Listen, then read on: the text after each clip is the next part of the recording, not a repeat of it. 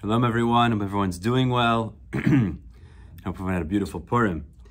Bezrat Hashem, we're picking up in Masechet Sanhedrin from the new Mishnah. Excuse me. On Chaf Aleph Mud Bet 21b, towards the top of the page.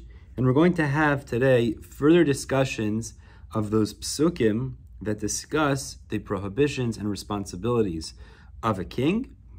Specifically, we're going to focus in on one section mostly today, which will be the prohibition of having too many horses, as well as too much money. That's going to be what we focus in on today. B'ezrat Hashem, let's get started at the Mishnah. Again, towards the top of the page, about 10-15 lines down the page. And our learning today should be as a zechut, a merit for refuah shlema, a speedy and full recovery for Yaakov ben Dinah, and we should hear only good news, b'sarat tovot. Says the Mishnah, Lo yarbelo susim. So the pasuk tells us regarding the king, he's not allowed to increase the number of his horses. So the Mishnah says, how do we qualify this? Ela kedei merkavto.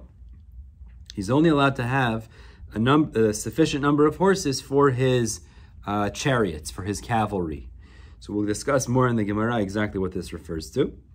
V'kesef v'zahav lo yarbelo me'od. Also, silver and gold means monies. Pasuk says he's not allowed to increase too much. Again, ela kedelitein aspanya. It's only enough to give for the payments of his army. It means he has to hire soldiers for the country. That's the amount, the sufficient amount for his army. That's acceptable.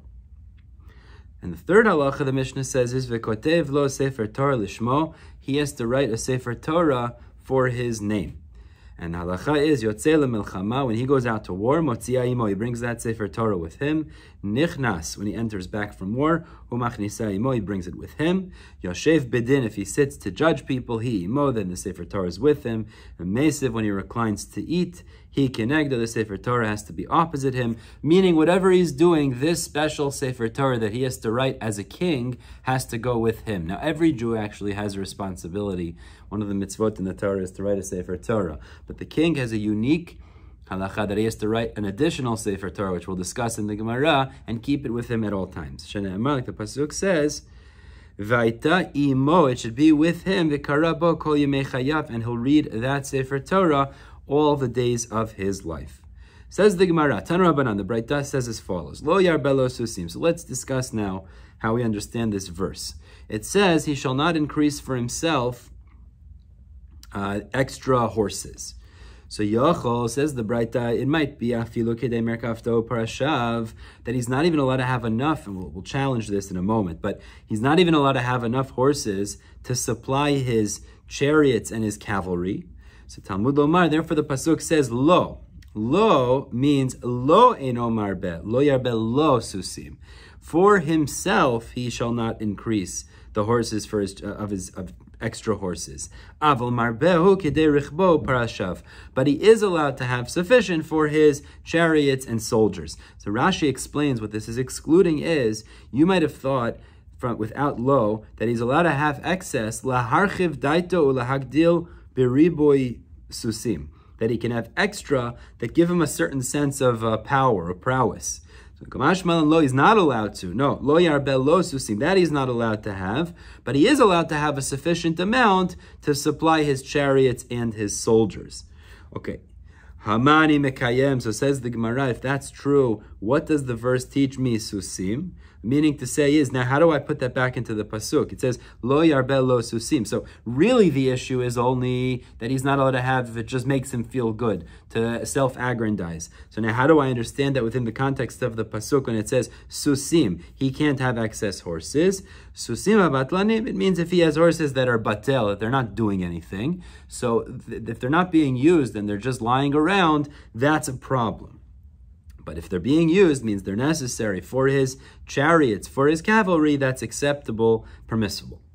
Minayin shafilu susachad b'hu batel, continues the Braita. How do I know? Even if there's one horse, but it's not being used, it's batel, it's idle. Shehu b'lo yarba, that's included in the prohibition. Talmud Lomar, therefore the pasuk says, in regards to the isser of increasing horses, leman harbot sus. It says he'll go back to Mitzrayim. The pasuk fully reads is, don't have too many horses because then you'll end up going back to Egypt because that's where they produce the finest horses. Leman harbot sus, in order to have extra horse, literally singular. So by writing it singularly, it's telling us even one would be included in the isser if it's just left idle and not functioning within his cavalry or his chariots. Asks the Gemara, but once you're telling me that since the verse says in the singular, leman harbot sus, it says even if one is extra because it's not being used, it's idle, that's an isser of lo yarbeh. So susim lamalis, and then why do I need the verse to say it also in the plural, meaning implying that it's only an issue if there's more than one?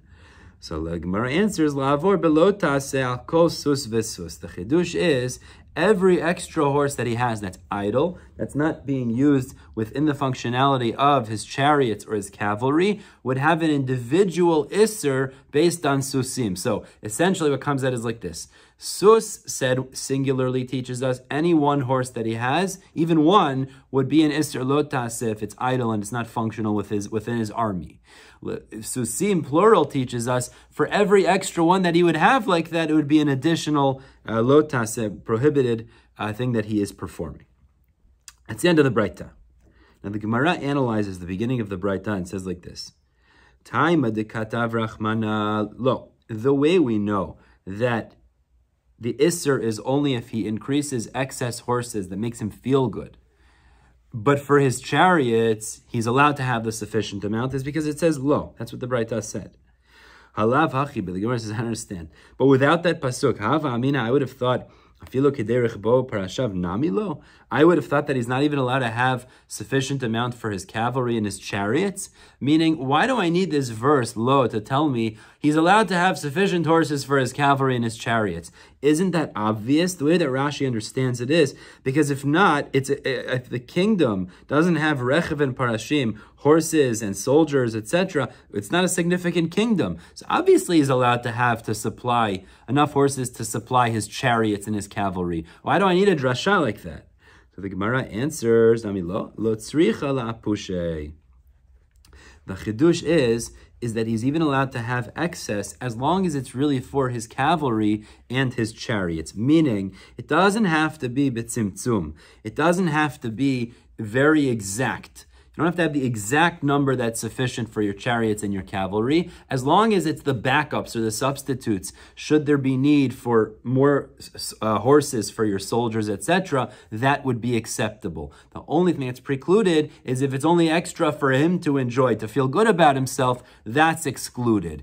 But the chidush of the pasuk of lo is to tell us, if you need another one or two, because maybe one horse will get lost or die, etc., and you want some backup, that actually would be acceptable as well.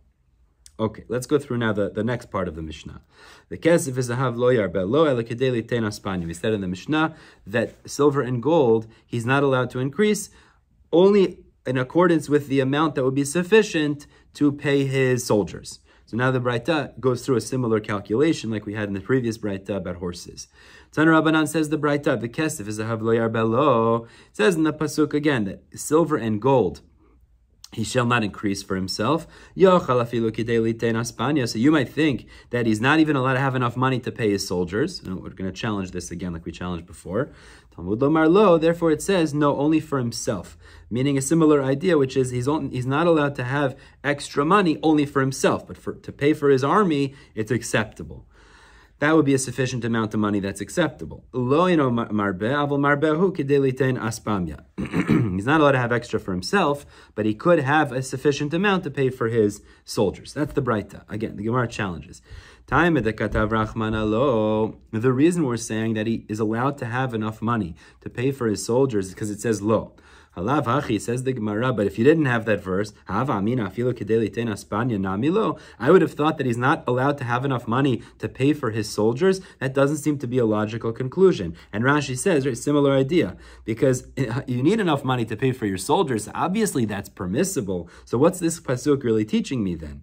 The Gemara answers, laharvacha, similar to how we had before. Rashi explains, meaning he doesn't have to be so careful to only have enough to pay for the immediate amount of soldiers that he has.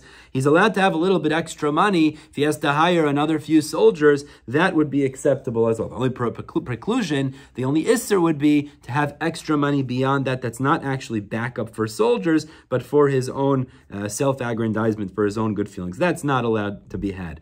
But for his army, even a little bit extra to pay for potential soldiers would also be considered acceptable. Okay, says the Gemara, what you're telling me now is, in the context of the isser of having too many horses, as well as too much money, the word lo teaches us these drashot. So hashta da amrit lo lidrasha, now you're telling me lo teaches us these drashot, the word lo is expounded for different ideas in these two different psukim. So now let's turn back to the previous one we discussed in the Mishnah in Chaf Aleph and Mud Aleph, which was not having too many wives. It also said there, lo yarbet lo nashim, he shall not increase women for himself. So my darash tebe. Now what does that lo teach us? Gemara answers, lem'ute hedyotot, it excludes people that are not the king. Meaning to say is, there's only an isser for a king to have too many wives, but for an ordinary person, as long as he has sufficient funds to support all of his wives, he could have more than 18, like we said before. There's no such isser. Only lo is an issue. Lo yarbe lo nashim, but for someone else, a commoner, they're allowed to have more than 18 wives. Okay, let's move on now and discuss a little bit contradictions seemingly that existed in the days of Shlomo haMelech.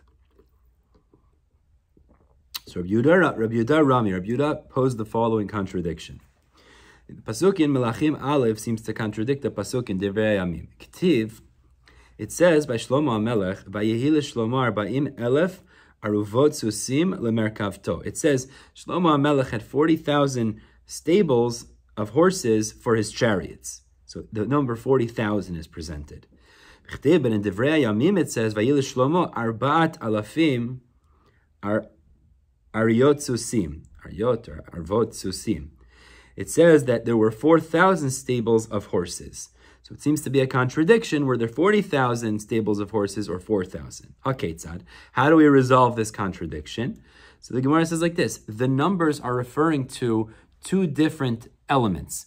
One number is referring to the number of stables for the horses, and the other is the number of lines of stalls that existed in those stables. Like this. Im 40,000 itztablaot hayu, if there were 40,000 stables, kol echad ve'echad hayu bo dalet alafim aruvot susim. Each one had 4,000 rows of stalls of horses. Ve'im 4,000 itztablaot hayu, and if there were 4,000 stables of horses, so kol echad ve'echad hayu bo 40,000 aruvot susim. Each one had 40,000 rows of stalls for those horses. So therefore, they're actually referring to two different entities within this discussion of the horses that Shlomo had. Now, Rav Yitzchak posed another contradiction regarding Shlomo haMelech. K'tiv, on one hand, the pasuk in Melachim Aleph tells us that in the days of Shlomo, the country was so wealthy that money lost its value. It seems to be literal almost, is that the money was worthless. It says, Ein kesef nechshav b'yemei Shlomo l'me'uma, that money, silver money in the days of Shlomo was worthless. It showed how wealthy and powerful the country was. B'chtiv, but the pasuk also says, Vayitein Shlomo et hakesef b'Yerushalayim ka'avanim, that they used the money as the stones to lay on the ground in the days of Shlomo. Now, it shows that they were wealthy still, but the point is that to a certain degree, that means it had attained some value, which means they weren't as wealthy as they were before. So the Gemara says, was it worthless or was it worth something? Contradiction. So the Gemara answers, lo kasha, not a problem. Kan kodem shenasa Shlomo et bat Paro. We spoke about this before. Shlomo haMelech seemed to make a mistake that he married foreign women, highlighted in particular by marrying the daughter of Paro that he was not supposed to do. So before he married the daughter of Paro, the country was so wealthy that money was worthless. And kan la'achar shenasa Shlomo et bat Paro, after he married the daughter of Paro, so then money became worth something again because they lost a certain step in their greatness, as this was something that was inappropriate for Shlomo haMelech to do. And the Gemara continues on this note and tells us something powerful. Amar Yitzchak, b'sha'ah shenasa Shlomo et bat Paro, when Shlomo haMelech went and married the daughter of Paro, Yarad Gavriel the Malach descended, v'na'atz kaneh bayam, and he drove a reed into the sea, ve'eleh sirton, and it gathered sediment on it, ve'alav nivneh krach gadol sheberomi, and on it was built the great city of Rome, which the way the Marsha and the Mefarshim speak out over here is that when he married the daughter of Paro, it was planting the seeds of the future destruction, actually of Bayit Sheni that would be. In his time, it was Bayit Rishon. But Rome would eventually wipe out, conquer and destroy the second temple. So when he married the daughter of Paro, Rome, however you understand this exactly, Gavriel put this reed in the sea and Rome was built on that island. That became the empire that would ultimately destroy Bayit Sheni, because this was something that was considered very inappropriate for Shlomo haMelech to do. Rabbi Yitzchak says one more drasha before we finish. It's very interesting. Why doesn't the Torah say the reasons for this? And Rashi explains, particularly by things that are difficult. Like, for example, Rashi says, why doesn't the Torah say the reason that we're not allowed to wear shatnez? Shatnez is wearing wool and linen together. Or why we're not allowed to eat chazir, pork, we're not allowed to eat pig. Right? Certain things, the Torah doesn't say the reasons for them, and they don't seem to be, let's say, logical at face value. Why doesn't the Torah say the reasons for those mitzvot? So the Gemara answers, because there are two verses that their reasons are revealed, and nechshal bahen gadol ha'olam. This great person, Shlomo haMelech, tripped or stumbled in those mitzvot, which means that Shlomo haMelech rationalized that since the reason doesn't apply to him, because he's going to be careful about it, he can go and engage in that issue. Based on that, the Torah doesn't want to give us those reasons, because what ends up happening is we start to rationalize and we end up doing the wrong thing. What are the examples he's referring to? Because K'tiv, one pasuk is by the kings, it says, Lo yarbelo nashim. He can't have too many wives. So Shlomo haMelech said, what's the reason? The pasuk says after, because it shouldn't turn his heart away from Hashem. So Amar Shlomo said, Ani arbe velo asor. I'm going to have extra wives. It won't turn my heart away from Hashem. But we know, V'chtiv, it says, in Melachim Aleph, Vayile Eitzik, not Shlomo, when Shlomo was old, Nashav hitu et levavo, his wives caused his heart to stray from HaKadosh Baruch Hu. So meaning, the Torah doesn't want to say reasons, because sometimes then we could rationalize, and someone like Shlomo haMelech did, certainly in general, it wouldn't be a great thing for us to know. And another example with Shlomo was, it says, Lo yarbelo susim, that you shouldn't have too many horses, and the pasuk says, because the greater horses, the better horses are from Mitzrayim. Hashem doesn't want us to go back to Mitzrayim, and if you're getting too many horses, even not from Mitzrayim, you'll end up getting them from Mitzrayim too and going back there. Amar Shlomo, so Shlomo said, Ani arbe velo ashiv, I'm going to increase the number of horses. I'm not going to end up going back to Mitzrayim. But v'chtiv, nonetheless, the pasuk tells us, Melachim Aleph, Vateitzei merkava miMitzrayim, the chariot went out from Egypt and to bring horses to Shlomo, b'sheish, that was worth 600 silver coins, v'gomer, which means that there was an issue created. He ended up transgressing this command, even though he had rationalized prior that he wouldn't end up transgressing. So therefore, the Torah doesn't want to reveal the reasons, because in doing so, it would allow someone to rationalize and then chas v'shalom end up stumbling in that very aveira. We're stopping here at the 2 dots. About 2/3 of the way down, Chaf Aleph Amud Bet. Bezrat Hashem will pick up with this new, this next halacha of writing a Sefer Torah Lishmo tomorrow. In the meantime, everybody have a wonderful day.